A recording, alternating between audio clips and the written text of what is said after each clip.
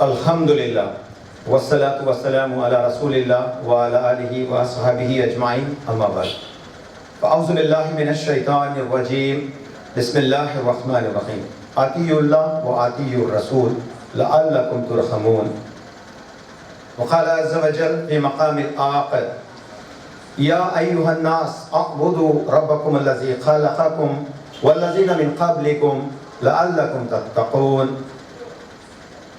قال النبی صلی اللہ علیہ وسلم ان اصدق الحدیث کلام اللہ واحسن الحدی حدی محمد صلی اللہ علیہ وسلم وشر الامور محدثاتها وكل محدثة بدعة وكل بدعة ضلالة وكل ضلالة في النار وقال النبي صلى الله عليه وسلم من أحب سنتي فقد أحبني من أحبني كان معي في الجنة أو كما قال عليه الصلاة والسلام رب اشرح لي صدري ويسر لي امري واحلل عقدة من لساني يفقهوا قولي رب يسر ولا تعسر وتمم بالخير سبحانك لا علم لنا الا ما علمتنا انك انت العليم الحكيم. معزز و محترم برادران اسلام، پردہ خواتین، میں آپ تمام لوگوں کا آج کے اس نشست میں اسلامک طریقے سے استقبال کرتا ہوں. السلام علیکم ورحمۃ اللہ وبرکاتہ. اللہ سبحانہ و تعالیٰ کی سلامتی، رحمت و برکت آپ تمام لوگوں پہ. تمام تعریفیں لائق و زیبا ہے اللہ سبحانہ و تعالیٰ اکیلے کے لیے جس نے ہم سب کو پیدا کیا. اللہ وہ ذات ہے جو زمین اور آسمان کو پیدا کیا، درمیان میں جو کچھ بھی ہے ان کے روزی رزق کے معاملے سدھارتا ہے، انہیں بیماری سے مبتلا کرتا ہے اور اس کو شفا سے تبدیل کرتا ہے. اللہ ہمیں موت دیتا ہے، اللہ ہمیں قبروں میں لے جاتا ہے. اللہ ہی وہ ذات ہے جو ہمیں قبروں سے اٹھاتا ہے، پھر جس کو وہ پسند کرتا ہے اپنی رحمتوں والی جگہ جنت میں داخل کرتا ہے، اور جن سے وہ ناراض ہوتا ہے وہ جہنم میں پھینک دیتا ہے. یہ تمام قدرت رکھنے والی ذات اللہ اکیلا ہے جس کے لیے تمام تعریف حمد و ثنا ہو. بے شمار درود و سلام ہو خاتم النبی محمد مصطفیٰ صلی اللہ علیہ وسلم پر. اللہ تعالیٰ کا بے انتہا فضل ہوا، کرم ہوا کہ اللہ تعالیٰ نے ہمیں بار بار اس محفل کا حصہ بنایا اور ہم سب کو یہاں پہ بیٹھنا نصیب فرمایا. ہم اللہ سے دعا کریں گے کہ اللہ تعالیٰ ہمارے آج کے اس بیٹھنے کو قبول فرمائے اور اس کا اجر ہمیں دنیا اور آخرت دونوں میں عطا فرمائے. آمین یا رب العالمین.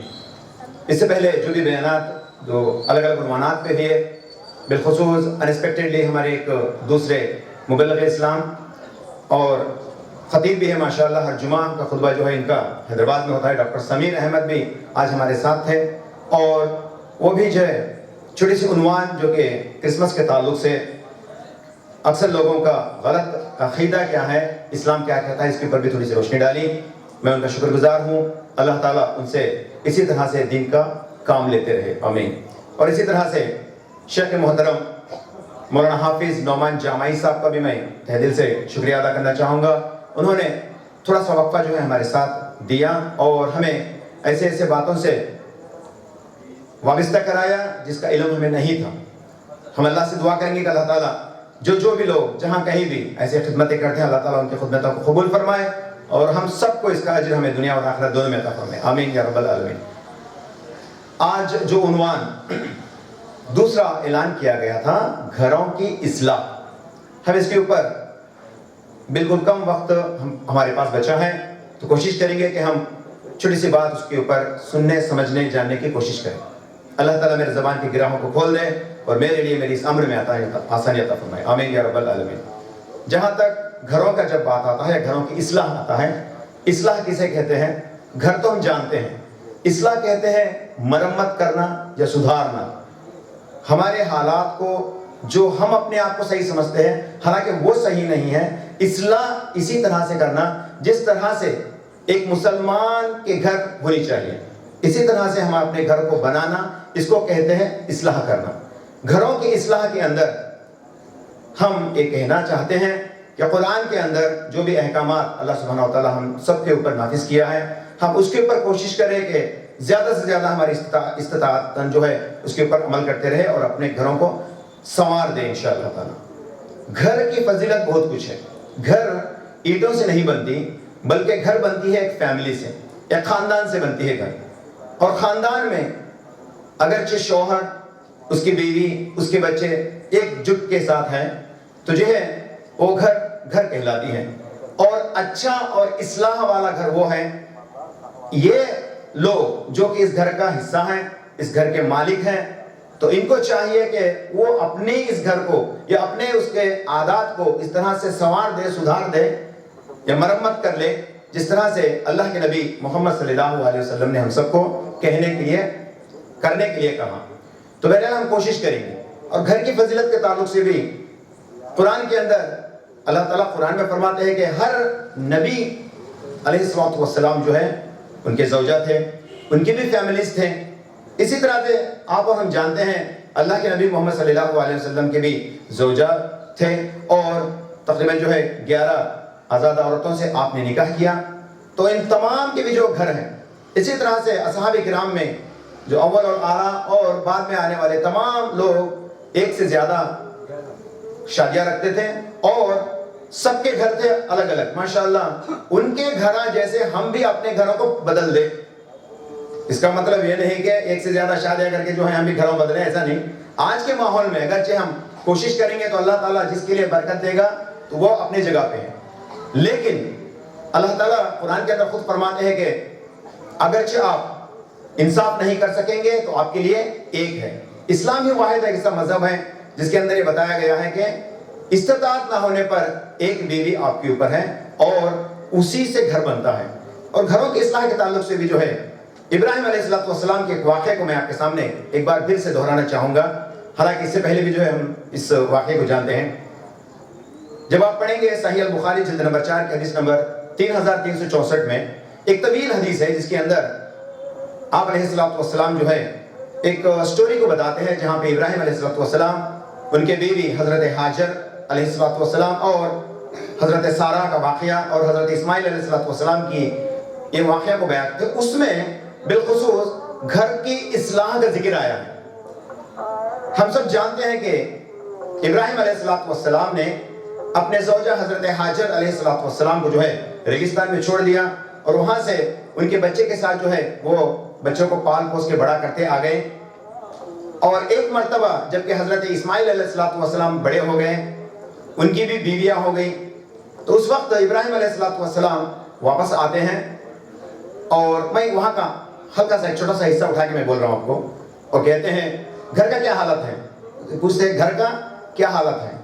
تو زوجہ فرماتی ہے بڑا ہی بدحال ہے, ہمارا گزارا صحیح معنی میں نہیں ہو رہا ہے. ایسے الفاظ جو ناشکریہ الفاظ بتاتی ہیں. اور یہ سنتے ہیں حضرت ابراہیم علیہ السلام جو ہے کہتے ہیں کہ اسماعیل اگرچہ آئے تو میرے طرف سے یہ پیغام سنا دینا. اور وہ کیا پیغام کیا ہے, ان کو کہیں کہ ان کی گھر کی چوکٹ کو بدل دیں, ان کو کہیں کہ ان کی گھر کی چوکٹ کو بدل دیں. بس اتنا کہنا تھا کہ ابراہیم علیہ السلام واپس چلے جاتے ہیں. پھر جب اسماعیل علیہ السلام آتے ہیں اور پہچان لیتے ہیں, تھوڑے آثار انبیاء علیہ السلام کے تھے, ان کو یہ یقین ہو گیا تھا کہ کوئی آیا ہوا تھا. تو بتایا جاتا ہے کہ فلاں شخص آئے تھے, ایک بوڑھے شخص آئے تھے اور کہہ رہے تھے کہ آپ کو آپ کے گھر کی چوکٹ کو بدلیں. تو اسماعیل علیہ السلام نے اس کو سمجھ لیا کہ میرے ابو ابراہیم علیہ السلام مجھے اشارہ کر رہے ہیں کہ میں اس عورت کو طلاق دوں اور میں دوسری شادی کر دوں. کیوں؟ کیونکہ ابراہیم علیہ السلام نے ایک اچھی انفارمیشن کو دی ہے. اسلام میں انبیاء علیہ السلام کے گھر کس طرح سے ہونے چاہیے یا مسلمانوں کے گھر کس طرح سے ہونے چاہیے, یہ اس میں ایک نصیحت ہے اگر ہم سنیں گے تو کہتے ہیں جبکہ آپ نے ناشکریہ الفاظ کو گھر کی عورت سے سنا تو آپ کو یہ گوارا نہ لگا کہ ایک نبی کے گھر میں اللہ کی نافرمان عورت رہے. اسی لیے آپ نے نصیحت کی کہ اس چوکٹ کو بدل دے. چوکٹ کا بدلنے کا مطلب یہاں پہ جو ہے تمہاری بیوی کو طلاق دے دو بول کے چلے گئے. پھر یہی سلسلہ تھوڑا سا وقفہ, حدیث کا دوسرا حصہ, پھر ایک لمبا وقفہ گزرنے کے بعد پھر ابراہیم علیہ السلام گھر آتے ہیں اور پھر سے پوچھتے ہیں کہ کیا حال ہے. عورت کا جواب آتا ہے کہ الحمدللہ, اللہ تعالیٰ کا شکر ہے کہ ہمارا اچھا گزارا ہو رہا ہے. بس اتنا ہی سننا تھا. تو ابراہیم علیہ السلام کہتے ہیں اسماعیل سے کہو کہ اپنی چوکھٹ کو بنا کر رکھے. سبحان اللہ. تو یہاں پہ چوکھٹ یا گھر کی اندر اللہ تعالیٰ کی شکریہ جو لوگ ادا کرتے ہیں وہ صحیح گھر کہلاتا ہے. اگرچہ ہم اللہ تعالیٰ کا شکریہ ادا نہیں کرتے, حالانکہ وہ گھر صحیح نہیں ہے. اور انبیاء کی شان میں یہ گوارا نہیں دیتا کہ وہ اللہ کے ناک شکریہ کو جو ہے اپنے گھر کے اندر رکھے. اسی لیے انہوں نے نصیحت کی تھی کہ آپ چوکھٹ کو بدل دو. میرے ماؤں بہنوں, اس بات سے آپ اندازہ لگائیے کہ گھر کے اندر پہلا وہ مقام و مرتبہ عورتوں کو دیا جاتا ہے اور ان کے ذمے گھروں کی اصلاح کا مین ذمہ بتایا جاتا ہے، کیونکہ اللہ کے نبی صلی اللہ علیہ وسلم کے بھی اور کئی سارے احادیث ہیں جس کے اندر ذکر ہے کہ آپ صلی اللہ علیہ وسلم نے عورتوں کے تعلق سے بات کرتے ہوئے کہا کہ وہ اپنے خاوند کے غیر موجودگی میں گھروں کو جو ہے اسلامی معاشرہ بنا کے رکھتی ہے۔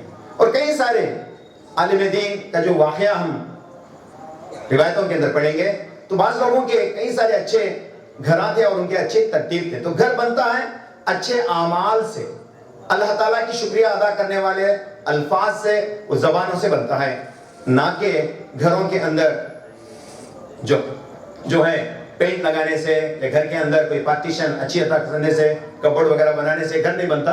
یہ تو عام ضروریات ہیں، لیکن اسلامی گھر وہی ہے جس کے اندر ہمیشہ ہم اللہ تعالیٰ کی کبریائی کو بیان کرتے رہیں، اللہ کے نبی صلی اللہ علیہ وسلم کی سنتوں کو زیادہ سے زیادہ ہماری استطاعت جہاں تک ہے زیادہ سے زیادہ اس کو جانیں اور اس کو اپنی زندگی میں عمل کر لے، یہ صحیح اور اچھا گھر کہلاتا ہے۔ تو گھروں کی اصلاح کا مین جو ذمہ داری بنتی ہے وہ عورتوں کا بنتا ہے۔ تو میرے ماؤں بہنوں، میں آپ تمام لوگوں سے گزارش کرنا چاہوں گا کہ اس عنوان میں الگ الگ قسم کی باتوں کو ٹچ کرنا چاہوں گا میرے مختصر سے وقفے میں، اس کو آپ غور کرو اور آج کے ماحول میں ہم اس گھر کو کس طرح سے بدل سکتے ہیں اور ہم کس طرح سے اس کو میں کمپیئر کرنے کی کوشش کروں گا۔ سب سے پہلی بات، اللہ کے نبی صلی اللہ علیہ وسلم گھر کو قبرستان سے الگ کر کے بتاتے ہیں۔ سبحان اللہ، اب یہ بات سنیں گے تو گھر کیسا قبرستان کیسا، کیا باتیں بولتے ہیں آج پورے لوگ بولتے ہیں۔ گھر قبرستان نہیں ہوتا، یا پھر گھر قبرستان ہو جاتا ہے، کب کیسے؟ نمبر 1، اللہ کے نبی صلی اللہ علیہ وسلم فرماتے ہیں جامع ترمذی جلد نمبر 4 کی حدیث نمبر 2877 میں اللہ کے نبی صلی اللہ علیہ وسلم فرماتے ہیں اپنے گھروں میں قرآن کی تلاوت کیا کرو اور اپنے گھروں کو قبرستان مت بناؤ۔ آج وہ کتنے مسلمان کے گھر ہیں جہاں پہ قرآن کی تلاوت نہیں ہوتی؟ نبی صلی اللہ علیہ وسلم فرماتے ہیں گھروں کو اصلاح سب سے پہلا قرآن کی تلاوت سے ہونا چاہیے۔ اصلاح، ابتدا نہیں بول رہا ہوں میں، ابتدا بولو تو پھر وہی قرآن خوانی ہوگی جو شیخ محترم نے ابھی تک آپ کو بتایا تھا۔ اصلاح، صحیح کرنا۔ تو قرآن جس گھر میں پڑھا جاتا گویا کہ وہ گھر ہے، قبرستان نہیں، کیونکہ قبرستان پہ قرآن نہیں پڑھا جاتا۔ دونوں بات اس کے اندر مل کے آ گئی۔ اور اللہ کے نبی صلی اللہ علیہ وسلم فرماتے ہیں مردوں کے تعلق سے، سبحان اللہ کتنی پیاری حدیث ہے، اور یہ نئی بھی حدیث ہے ماشاءاللہ آپ لوگوں کے لیے۔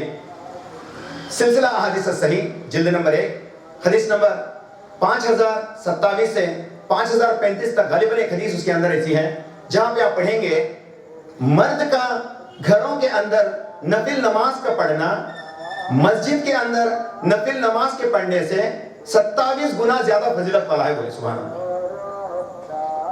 مرد کا گھروں کے اندر نوافل کو پڑھنا مسجد کے مقابلے میں کون سی نماز؟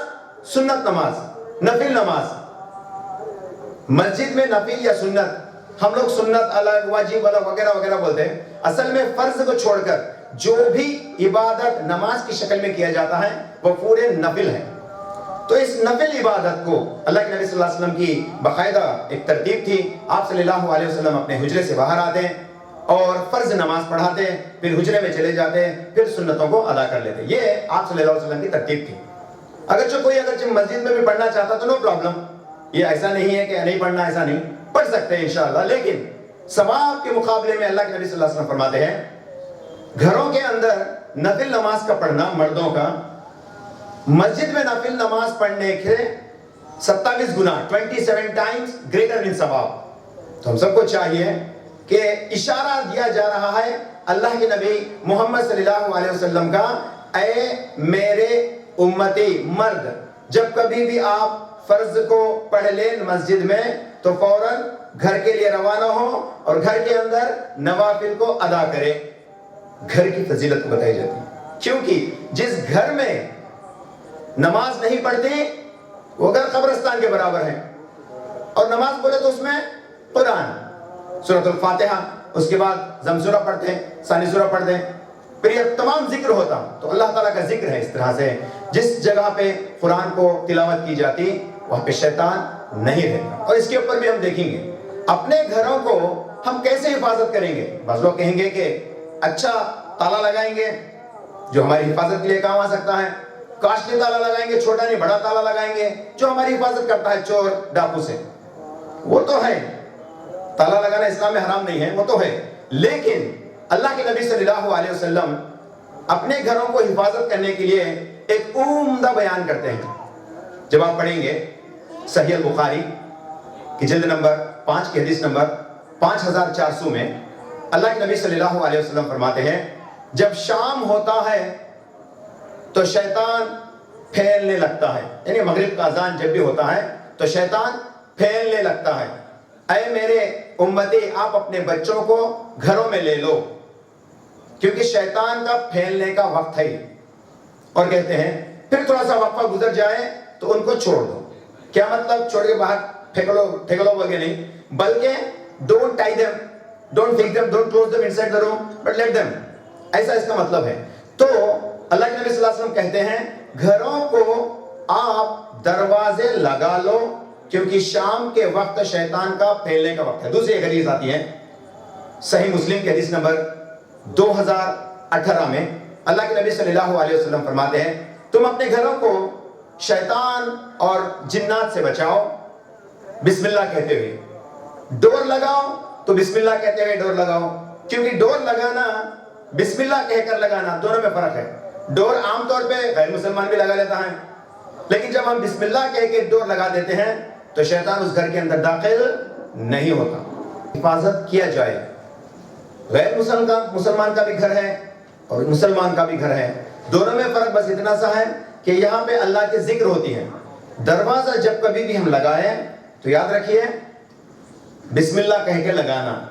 بعض لوگ کا ایسا موقع آ جاتا ہے کہ وہ ایک ہفتے کے لیے, 10 دن کے لیے, 4 دن کے لیے گھر چھوڑ کے دوسری گاؤں چلے جاتے ہیں, دوست وغیرہ کے لیے یہاں پہ چلے جاتے ہیں. تو ایسی حالت میں ہم گھر کی حفاظت کس طرح سے کریں گے؟ تو وہاں پہ یہ بات یاد رکھیے گا کہ جب کبھی بھی آپ دروازہ ڈالیں تو بسم اللہ کہہ کے ڈالیں, کیونکہ بسم اللہ کہہ کر جس گھر کو لگایا جاتا ہے شیطان اس گھر میں داخل نہیں ہوتا. بات کلیئر کر دیں اللہ کے نبی صلی اللہ علیہ وسلم. تو ہم سب کو چاہیے کہ انہی باتوں کے ساتھ ہم اپنے گھروں کی حفاظت کریں. اور گھروں کی اصلاح کے تعلق سے جب کبھی بھی ہم گھروں کے اندر داخل ہو تو ہمیں کیا کہنا چاہیے؟ اللہ کے نبی صلی اللہ علیہ وسلم کے اوپر ایک قرآن کی آیت نازل ہوئی, سورہ نور سورہ نمبر 24 کی آیت نمبر 61 میں اللہ تعالیٰ فرماتے ہیں کہ آپ جب کبھی بھی گھروں میں داخل ہو تو سلام کہا کرو. قرآن میں فرماتے ہیں اللہ تعالیٰ جب کبھی بھی تم گھروں میں داخل ہو تو اس وقت سلام کر کے گھر میں داخل ہو. آج ہم میں سے کتنے ہیں جو اپنے گھر میں جب داخل ہوتے ہیں تو السلام علیکم ورحمۃ اللہ وبرکاتہ کہتے ہیں؟ انگلیوں پہ بھی گن سکتے ہیں کہ maximum more than 90% they don't follow, کیونکہ ان کو معلوم ہی نہیں ہے. سلام کہنے کے لیے کہا جاتا ہے اللہ تعالیٰ کی طرف سے کہ اے ایمان والو جب کبھی تم گھر میں داخل ہو تو جو ہے سلام کر کے داخل ہو. اس سے گھر میں رہنے والے کو ایک بات معلوم ہو جاتی ہے کہ باہر کوئی آیا ہوا ہے. اور اسی طرح سے آپ اپنے خاندان کے اوپر سلامتی کی دعا کرتے ہیں. سلام کرنے میں بہت ایگو فیل ہو جاتے ہیں ہم لوگ. ایگو جانتے ہیں نا ہم لوگ, ہمارا دل گوارا دیتا نہیں کہ میں میری بیوی کو سلام کروں. میں بیوی کو سلام کروں تو چڑھ کو بیٹھ جاتی نہیں سر پہ. یہ عقیدہ رکھتے ہیں ہم لوگ. عورتوں کو مردہ سلام کرے تو سباسی ہمارے اوپر نظر رحمت کرتے وہ لوگ, انہوں اپنے آپ پہ ہے نا تکبر والے بن جاتے بلکہ ہم لوگ ڈرتے. بچوں کو سلام کرنے میں ہم لوگ شکتے, اور کیسے کم وقت آج اٹھا کے لے کے آئے. بڑے لوگ بچوں کو سلام کرے تو بچوں کی عمر کم جاتی. تیرے بابا بولے اللہ کے نبی صلی اللہ علیہ وسلم کہتے ہیں, یہاں پہ اللہ کے نبی صلی اللہ علیہ وسلم کہتے ہیں اللہ تعالیٰ قرآن میں فرماتا ہے گھروں میں داخل ہوتا ہے سلام کرو. بچہ بھی رہتا ہے گھر میں, بڑا بھی رہتا ہے گھر میں سلام کر کے داخل ہو. اللہ کے نبی صلی اللہ علیہ وسلم کی ایک ترتیب تھی کہ آپ صلی اللہ علیہ وسلم, حضرت انس بن مالک رضی اللہ تعالیٰ عنہ سے حدیث روایت ہے, حضرت انس بن مالک کی عمر 10 سال کی تھی. حضرت انس بن مالک رضی اللہ تعالیٰ عنہ فرماتے ہیں میری عمر جب کہ 10 سال کی تھی, میں بچپن ہی میں تھا, اللہ کے نبی صلی اللہ علیہ وسلم دیگر اصحاب کرام سے میرے سامنے آتے, میں دور ٹہر جاتا کہ میں میرے رسول صلی اللہ علیہ وسلم کو سلام کروں, تو آپ صلی اللہ علیہ وسلم مجھ سے پہلے سبقت کر جاتے اور مجھے سلام کر دیتے. سبحان اللہ. حضرت انس بن مالک اللہ کے نبی صلی اللہ علیہ وسلم، جبکہ اللہ کے نبی صلی اللہ علیہ وسلم نبی تھے، لوگ جانتے تھے کہ یہ رسول اللہ ہے، پھر بھی آپ نے بچوں کو سلام کیا. اور آج کے یہ لوگ کہتے ہیں بڑے لوگ بچوں کو سلام کرے تو بچوں کی عمر کم ہو جاتے. پہلے یہ بدعاتی لوگوں میں یہ رہتا. اس کو بھی آپ غور سے سنو. بڑے جب بچوں کو سلام کرتے ہیں تو کیا کہتے ہیں؟ السلام علیکم، تمہارے اوپر اللہ کی سلامتی ہو. میں چاہوں گا، میں باپ ہونے کے ناطے میں چاہوں گا کہ اللہ میرے بیٹے کے اوپر سلامتی کر. تو مجھے سلام کرنا چاہیے. میں بیٹے کو اچھا دیکھنا چاہتا ہوں، میں بیٹی کو اچھا دیکھنا چاہتا ہوں. تو مجھے کیا چاہیے؟ السلام علیکم یا بنیہ، اے میرے بیٹے تمہارے اوپر اللہ کی سلامتی ہو. مجھے کہتے ہوئے گھر کو جانا چاہیے، کیونکہ اللہ تعالیٰ کا فرمان ہے. اور اللہ کے نبی صلی اللہ علیہ وسلم فرماتے ہیں افشوا السلام، تم سلام کو عام کرو. گھروں کی اصلاح کا حصہ یہ یاد رکھیے. کئی کو بار بار جابر حضرت جو ہے سلام سلام سلام کے پیچھے پڑھ کے رہتے بول کے. سلام کرنا گویا کہ آپ اس کے لیے دعائے خیر کرنے کے برابر ہے. السلام علیکم کا مطلب تمہارے اوپر سلامتی ہو. سلام کرنے میں شک و نہ نہ ہی اپنے آپ کو کمزور محسوس کرو، کیونکہ سلام کی بہت بڑی قدر جو ہے اسلام میں بہت بڑا مرتبہ جو ہے بتایا گیا ہے. سلام کرنا اللہ تعالیٰ کا حکم بھی ہے. جب آپ پڑھیں گے سورہ انعام سورہ نمبر 6 کی آیت نمبر 54 میں وَإِذَا جَاءَكَ الَّذِينَ يُؤْمِنُونَ بِآيَاتِنَا فَقُلْ سَلَامٌ عَلَيْكُمْ، جب میرے آیتوں پر ایمان لانے والا کوئی تمہارے سامنے آ گیا تو اللہ تعالیٰ فرماتے ہیں کہو اس سے سلام علیکم، تمہارے اوپر اللہ کی سلامتی ہو گئی. تو ہم سب کو چاہیے بچے بڑوں کو کریں، یہ ادب ہے، بڑے بچوں کو کریں، یہ سنت ہے.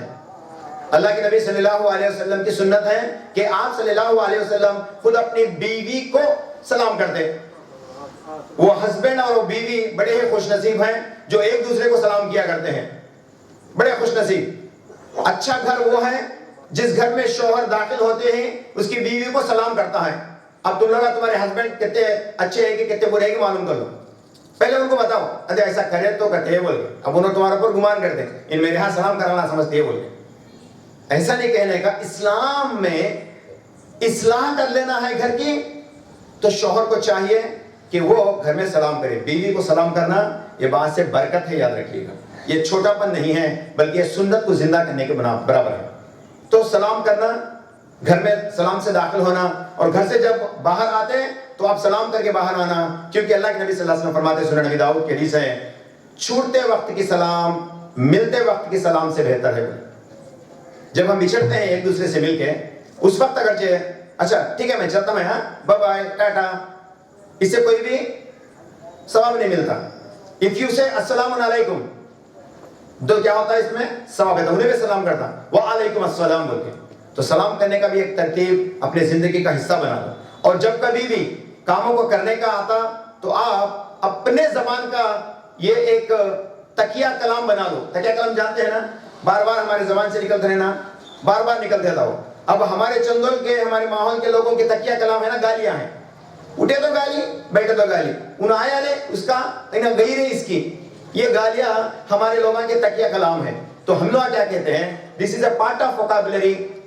Change yourself, adapt some of the words of Islam, جیسے کہ ماشاء اللہ، الحمدللہ، بارک اللہ، سبحان اللہ. اس کو جو ہے اپنے زبان کا حصہ بنا لو. میں غیر مسلمان کے اسکول میں کام کرتا ہوں، جب کبھی بھی میں الفاظ کو بولتا ہوں میرے پورے اسٹوڈنٹ سیکھ لیے سر دس از ویری نائس ماشاء اللہ.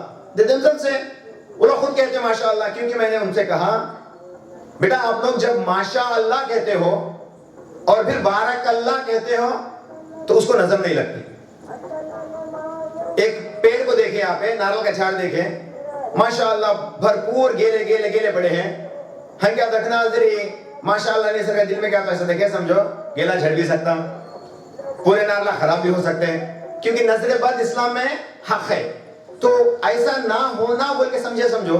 تو کیا کرنا گھروں کے اسلام میں ایک اچھا امپورٹنٹ پوائنٹ ہے، کیا کہنا ماشاء اللہ، پھر کہنا بارک اللہ.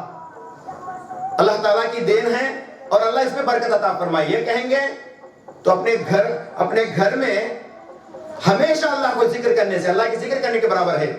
کھانا اچھا بنا تو شوہر بولتا زبردست بنائی کھانا آج، ایسا نہیں کہنا، ماشاء اللہ بارک اللہ بہت اچھا بہترین کھانا بنایا آپ۔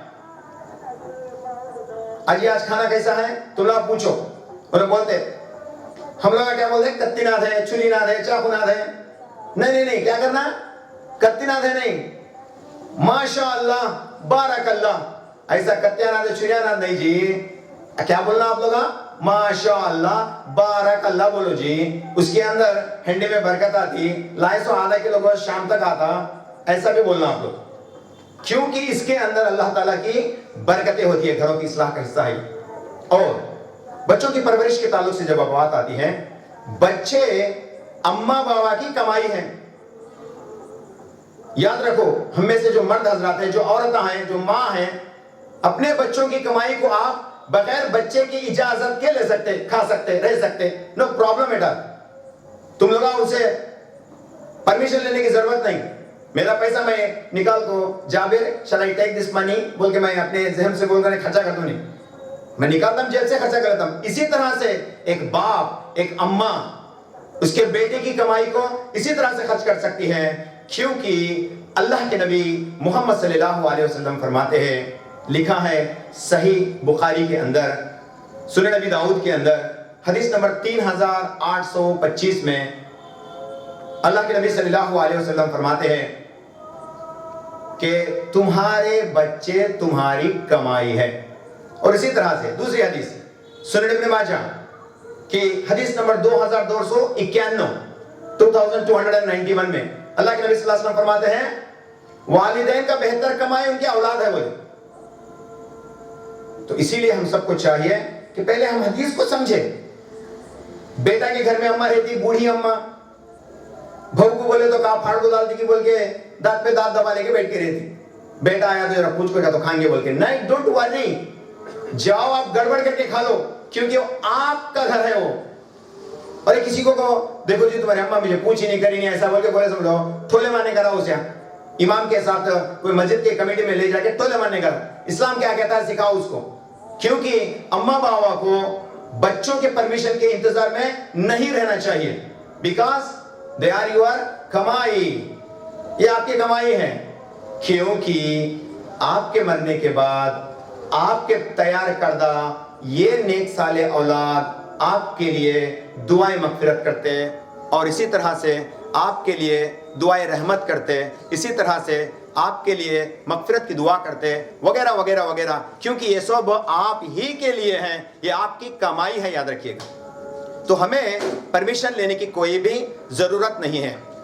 اور اللہ کے نبی صلی اللہ علیہ وسلم فرماتے ہیں، اپنے بچوں کو بہترین تربیت دیا کرو، کیونکہ گھروں کی اصلاح اسی وقت ہو سکتی ہے جبکہ ہم، یعنی چاہے وہ خاتون ہو یا شوہر ہو، اپنے گھروں کے اندر اپنے بچوں کو کس طرح سے تیار کر سکتے ہیں، جبکہ آپ چاہیں گے کہ آپ اپنے بچوں کو صحیح معنی میں تربیت دیں، کیونکہ اللہ کے نبی صلی اللہ علیہ وسلم فرماتے ہیں، جامع ترمذی کی حدیث ہے، قیامت کے دن اللہ سبحانہ و تعالیٰ ایک شخص کے پیر، اس کے قدمہ ہلائیں گا نہیں جب تک کہ وہ ان 4 سوالات کے جواب نہ دے۔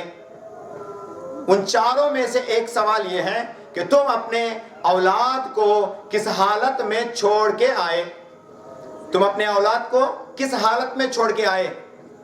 ہم لوگ کیا کہیں گے، انجینئر بنا کے آئے، ڈاکٹر بنا کے آئے، کارپینٹر مستری بنا کے آئے، وغیرہ وغیرہ، نہیں۔ اللہ کے نبی صلی اللہ علیہ وسلم فرماتے ہیں، بچے کو اچھا تربیت دیا کرو، کیونکہ قرآن کے اندر اللہ کے نبی صلی اللہ علیہ وسلم کی حدیث ہے، جب آپ پڑھیں گے جامع ترمذی کی حدیث نمبر 1953 غور سے سنو میرے ماؤں بہنوں اور میرے بھائیوں، دنیا میں اگرچہ ہمارے اماں باپ، مطلب ہم لوگ اپنے بچوں کے حق میں کوئی ایک اچھا عمل یا کوئی ایک اچھی چیز دینا چاہتے ہیں تو نہ مال ہے نہ دولت ہے، لیکن اللہ کے نبی صلی اللہ علیہ وسلم فرماتے ہیں، تم اپنے بچوں کو اچھے آداب دو، تم اپنے بچوں کو اچھے آداب دو، یہی تمہارا۔ صلی اللہ علیہ وسلم فرماتے ہیں جامع ترمذی کی حدیث نمبر 1953 میں، اماں بابا کا اپنے بچوں کے حق میں سب سے بہتر کون سا چیز ہے دینے کا؟ جائیداد نہیں، جائیداد تو ویسے بھی وراثت میں آ ہی جائیں گے، لیکن مینرز، گڈ مینرز، اچھے اخلاق، اچھے عادات ہم کو اپنے بچوں کو دے دینا چاہیے، کیونکہ یہی ہمیں ریٹرن کریں گے ہمارے مرنے کے بعد۔ جو کبھی بھی وہ چھوٹا عمل بھی کریں گے تو اس کا آدھا حصہ ہمیں ثواب ملتا جائے گا، اور کرنے والے کے حساب سے کچھ بھی کمی نہیں ہوگی۔